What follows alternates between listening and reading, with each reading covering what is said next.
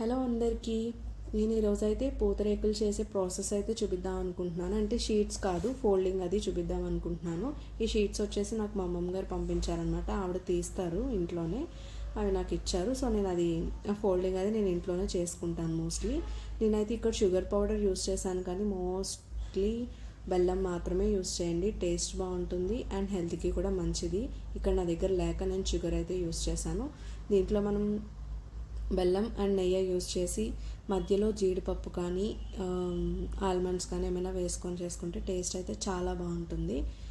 నా ఉద్దేశం ఏంటంటే, మనం పాస్ట్లో సున్నుండలు కానీ లేదు అంటే నువ్వులు ఉండలు అని ఇలాగా మన పేరెంట్స్ మనకి హెల్తీ ఫుడ్ పెట్టేవారు. ప్రజెంట్ వచ్చేసి మనం ఏదైనా టైం లేక ఒకటి అండ్ చేసే ఓపిక లేకనో మనం అన్నీ బయట నుంచి తెచ్చి పెట్టడానికి చూస్తున్నాము.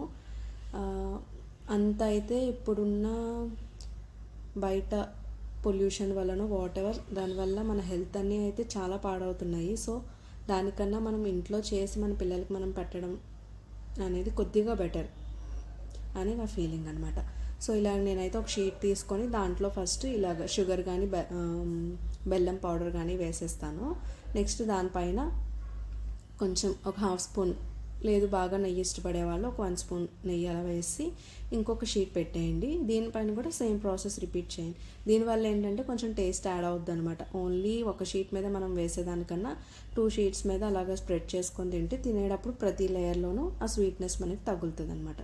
అలా పెట్టిన తర్వాత ఒక 1 సైడ్ హాఫ్ ఇంకొక 1 సైడ్ హాఫ్ ఫోల్డ్ చేసేసుకొని ఇలాగా నేను చూపించాను కదా అలాగా ఫోల్డ్ చేసేసిన తర్వాత నేను ఇక్కడ వాటర్ అప్లై చేస్తున్నాను. ఎందుకంటే ఇవి ఇలా పైకి వచ్చేస్తూ ఉంటాయి కదా. సో మనం కొంచెం వాటర్ ఇలాగ స్టిక్కీగా అందించామనుకోండి, ఇలా పెట్టి ఇలా ప్రెస్ చేసేసరికి అది అంటుకుంటుంది అనమాట. ఎక్కడైనా స్టోర్ చేసుకోవడానికి కూడా ఈజీగా ఉంటుంది మనకి.